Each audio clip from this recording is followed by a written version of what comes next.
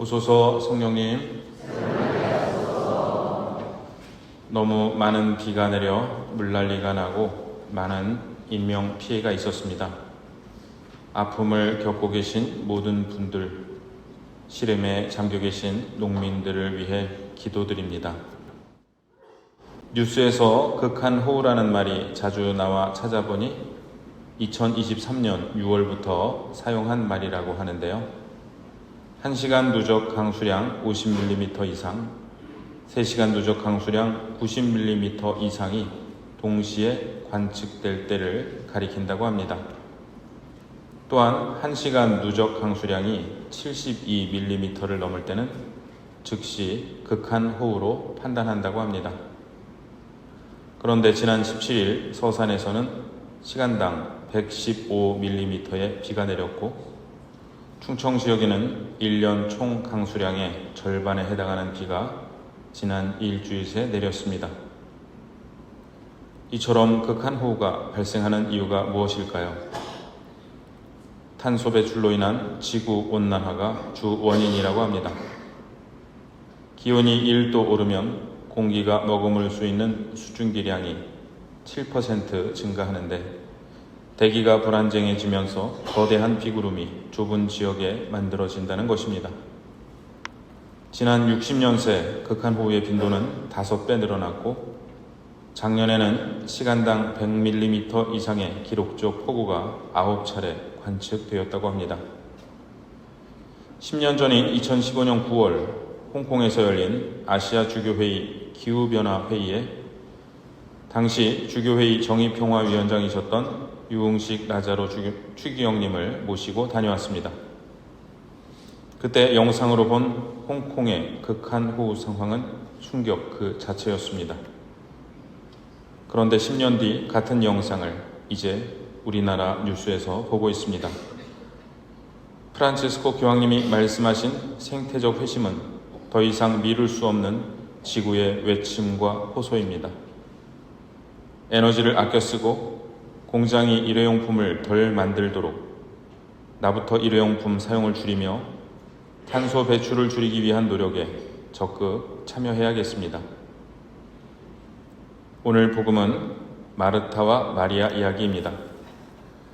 예수님을 자기 집에 모셔드린 마르타는 시중 도는 일로 분주했는데, 동생 마리아는 주님의 발치에 앉아 그분의 말씀을 듣고 있었습니다.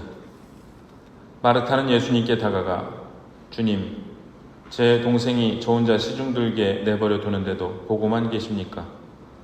저를 도우라고 동생에게 일러주십시오 라고 말씀드립니다. 그러자 예수님께서 말씀하십니다. 마르타야, 마르타야, 너는 많은 일을 염려하고 걱정하는구나. 그러나 필요한 것은 한 가지뿐이다. 마리아는 좋은 몫을 선택하였다. 그리고 그것을 빼앗기지 않을 것이다. 이 말씀에 대해 중세시대에는 다음과 같은 해석이 유행했습니다. 마르타는 활동 생활을 상징하고, 마리아는 관상 생활, 즉 기도 생활을 상징하는데, 예수님은 관상 생활이 활동 생활보다 우위에 있다고 말씀하셨다는 것입니다. 그래서 세상에서 봉사하는 활동 수도회보다 세상과 연을 끊고 봉쇄 생활을 하는 관상 수도회가 더 높은 단계의 수도 생활이라고 말하기도 하였습니다. 그러나 이 해석은 틀렸습니다. 활동과 관상 생활은 우열을 따질 수 있는 것이 아니라 각자 받은 은총에 따라 받게 되는 선물이며, 가장 이상적인 것은 활동과 관상, 즉 실천과 기도의 조화입니다. 관상이 활동보다 우위에 있다는 해석이 틀린 결정적 이유는 오늘 복음의 바로 앞 단락에 우리가 지난주일 복음에서 들었던 사마리아 사람의 비유가 있기 때문입니다. 예수님께서는 누가 저의 이웃입니까? 라고 묻는 율법교사에게 사마리아 사람의 비유를 말씀하신 후 너도 가서 그렇게 하여라 라고 말씀하십니다. 관상이 아니라 활동을, 실천을 명하신 것입니다. 예수님께서는 마르타의 봉사를 나무라신 것이 아니라 너무 많은 일을 염려하고 걱정하는 것에 대해 말씀하십니다. 누군가는 손님 접대를 해야 합니다. 그러나 어떠한 마음으로 하는가가 중요합니다. 부산스럽게 걱정하는 가운데 동생과 자신을 비교하며 투덜거리는 마음으로 하는 봉사에는 중요한 것이 빠져 있습니다. 바로 사랑입니다. 예수님께서는 너무 많은 일을 염려하고 걱정하는 마르타에게 필요한 것은 한 가지뿐이다. 마리아는 좋은 몫을 선택하였다라고 말씀하십니다. 마리아가 선택한 좋은 몫은 무엇일까요? 그것은 주님 발치에서 주님 말씀을 듣는 것입니다. 주님을 위해 일하는 것보다 주님 말씀을 듣는 것이 우선입니다. 제가 얼마 전 거룩한 독서 강의 시간에 아버지와 막걸리에 대한 말씀을 드린 적이 있습니다. 제가 신학생 때 군 제대를 하고 복학하기 전에 있었던 일입니다. 저희와 먼 친척뻘 되는 분이 충북 보은에 살고 계셨는데 일손이 부족하니 당신들 감나무 밭에서 감을 따가라고 하셨습니다. 저희 가족은 북대전에 있는 구죽에 가서 그 집에 갖다 드릴 막걸리를 한 말 사서 출발했습니다. 그 댁에 도착하니 아무도 안 계셔서 막걸리를 부엌에 놓고 감나무 밭으로 향했습니다. 논길과 구불구불한 산길을 이어서 걷자니 10분 정도 걸렸습니다. 한참 감을 따시던 아버지는 제게 가서 막걸리 좀 가져오라고 하셨습니다. 아직 군인 티를 덜 벗었던 저는 예 하고 대답한 후 달려가서 막걸리를 가져왔습니다. 막걸리 한 말은 18리터인데 20kg 정도의 무게라고 합니다. 들고 산길을 오르려니 무척 무거웠습니다. 그런데 제가 들고 온 막걸리통을 보신 아버지의 눈이 휘둥그레졌습니다. 야, 지금 마시게 한 잔만 따라 갖고 오라고 한 건데 한 통을 다 들고 오면 어떡해? 그 다음 말씀은 더욱 충격적이었습니다. 도로 갖다 놔.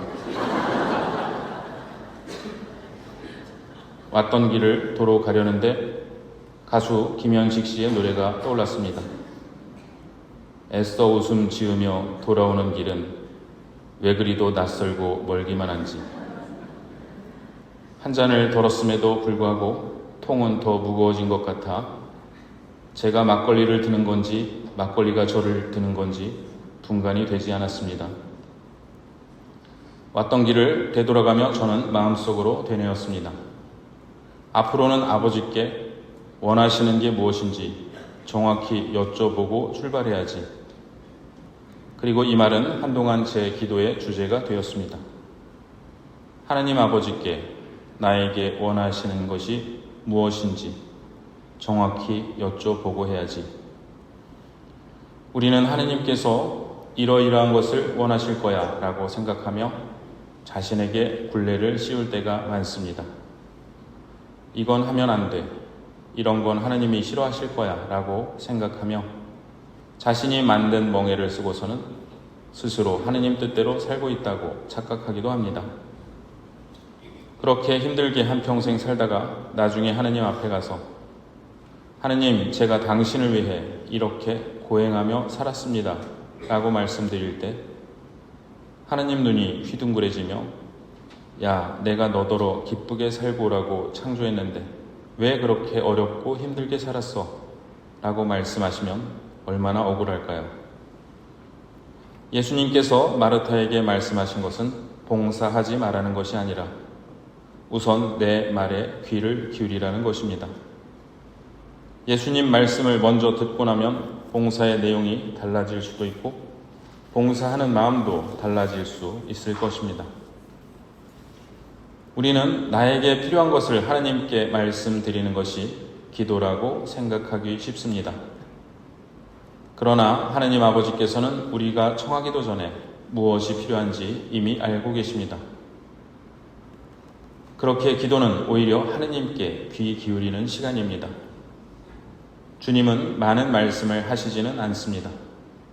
아무 말씀이 없으실 때도 많습니다. 그러나 내가 주님께 귀 기울이고 있다는 사실 자체가 중요합니다. 주님 말씀하십시오. 당신 종이 듣고 있습니다. 라고 말씀드린 어린 사무엘처럼 말입니다. 오늘날 외로움을 호소하는 이웃들이 많습니다. 그러나 우리는 이웃의 목소리에 귀 기울이기보다 스마트폰을 시청하는데 더 많은 시간을 쓰고 있지는 않을까요? 엊그제 우리 본당 가족 12분에게 봉송체를 해드리고 왔습니다. 한 달 동안 얼마나 간절히 성체를 영하기를 바라오셨는지요. 그런데 그 다음으로 바라신 것은 제가 당신들 말씀에 귀 기울여 주는 것이었습니다. 어떤 분은 말씀으로, 말씀을 하실 수 없는 분은 눈빛으로 많은 말씀을 건네셨습니다. 시간상 다 들어드리지 못한 것이 죄송했습니다. 우리가 진심을 다해 우리 가족의, 이웃의 목소리에 귀 기울일 때 그 안에서 우리에게 말씀하시는 예수님의 음성에 귀 기울이게 됩니다. 아파서 몸살을 겪고 있는 지구의 호소에 귀 기울일 때 지구와 함께 아파하고 계신 예수님의 목소리에 귀 기울이게 됩니다. 기도 안에서 주님께 귀 기울이고 형제 자매의 말과 지구의 외침을 통해 말씀하시는 주님께 귀 기울이는 것이 하느님과의 관계, 이웃과의 관계, 세상과의 관계를 올바로 살아가는 길이 아닐까요? 마르타야, 마르타야, 너는 많은 일을 염려하고 걱정하는구나. 그러나 필요한 것은 한 가지뿐이다.